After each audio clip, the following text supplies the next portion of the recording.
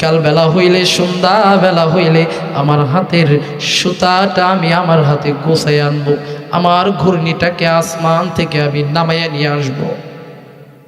ও বাবা, আল্লাহ তাআলা আমাদেরকে রশি দিয়া দুনিয়ার ভিতরে ছাইরা দিছে। আল্লাহ তাআলা তার কুদরতি হাতে বান্দার হাতের রশি রাইখা দিছে। আস্তে আস্তে আমার আল্লাহ তাআলা আপনাকে টানবে টানবে টানবে, একদিন এমন ভাবে টান দিবে বাবা, সবটুকু হাতের সুতা শেষ হয়ে যাবে। ওই সময় আমার আল্লাহর কাছে আপনাকে উঠতে হবে, ওই সময় আমার মালিকের কাছে আপনাকে যাইতে হবে। কতক্ষণ ঠিক কিনা? ওই সময় আর পার পাবেন। এই জন্য বাবা আপনাদেরকে বলি, দিলের কান দিয়ে শুনবেন। দুনিয়াতে বয়ান অনেক শুনলেন, আমল করলেন না, হবে না। নে আমলের নিয়তে বয়ান শুনবেন। এই দুনিয়াটা আমার আপনার কিছুই না রে বাবা। এই 60 বছরের হায়াত কখন যেন ফুরে যাবে আমি আপনি জানবো না। আপনি কাদের জন্য কি করতেছেন?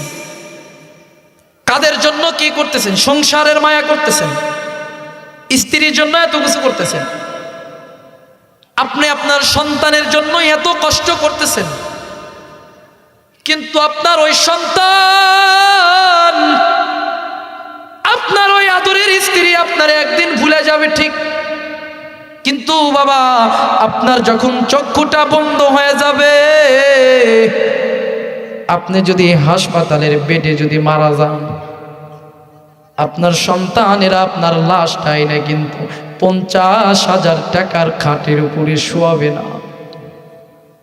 আপনার আদরের স্ত্রী যার সাথে আপনি 60 বছর একই বিছানায় কাটিয়ে দিলেন, ও স্ত্রী পর্যন্ত শেষবারের মতন আপনার লাশটা খাটে উঠাবে না।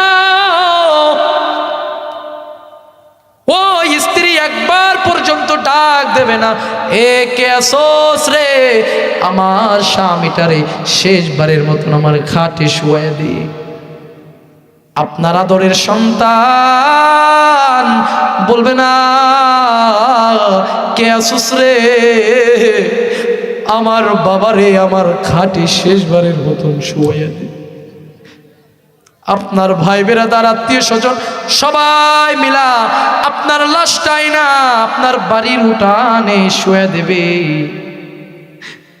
আপনার লাশটাই না আপনার আত্মীয় স্বজন আপনার বাড়ির বাইরে শুয়ে দেবে, ঘরের ভিতর পর্যন্ত আপনার লাশটা উঠাবে না।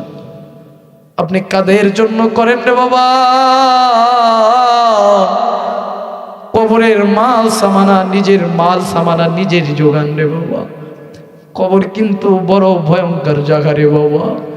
আল্লাহ তাআলা আমাদের জান দিছে, আল্লাহ তাআলা আমাদেরকে এত সুন্দর হায়াত দিয়েছে, হায়াত একদিন থাকবে না। মসজিদের মাইক থাইকা এলান হয়ে যাবে, অমুকের সন্তান আর অমুক দুনিয়াতে নাই।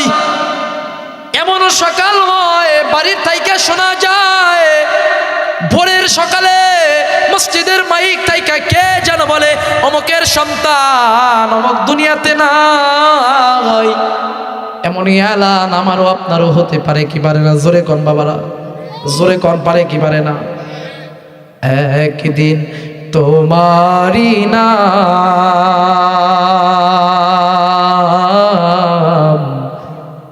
মসজিদে হবে এলান, একদিন তোমারি নাম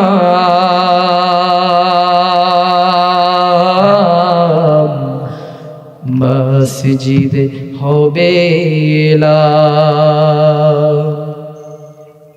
তৈরি থেকো, তৈরি রেখো, কবরের মাল সামান, একদিন তোমারি নাম মসজিদে হবে এলান। একদিন তোমারি নাম মসজিদে হবে এলান। একদিন আমার নাম মসজিদের মাইক থেকে এলান হয়ে যেতে পারে। একদিন আমার বাড়ির উঠানে মসজিদের ওই পালকি এসে যাবে। সবার বাড়িতে একদিন নয় একদিন মসজিদের পালকি এসে যাবে বাবা। কোন মানুষের ঘরের দরজার সামনে পালকি আসা বাদ দেবে না। এমন একটা পালকি, যেই পালকিটা আমাদের সবার নিকটে এসে যাবে, সবার বাড়ির উঠানে এসে দাঁড়াবে। এই পালকিতে আমাদের সবাইকে উঠতে হবে। এই জন্য বাবা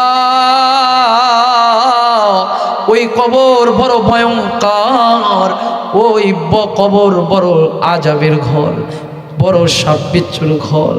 ওই অন্ধকার কবরে আমাকে যখন রাইখা আসবে, ওই অন্ধকার কবর, ওই কবরের ভিতরে আমারে যখন রাইখা আসবে, আমি আপনি থাকতে পারবো? দুনিয়ার স্যাম্পল আপনাদেরকে বলি, এখানে যদি 2 হাত থেকে 3 হাত একটা সাপ ছেড়ে দেওয়া হয়, কয়জন মানুষ এখানে বসে থাকবেন? কয়জন থাকবেন? সবাই মা মা মা বলে চিল্লাইয়া চিল্লাইয়া পলায়ন করে চলে যাবেন। কেউ আবার লাঠি নিয়ে আসবে, সবাই ঘরের দিকে রওনা করে দেবে। এখানে থাকা যাবে না, সাপ দংশন করবে।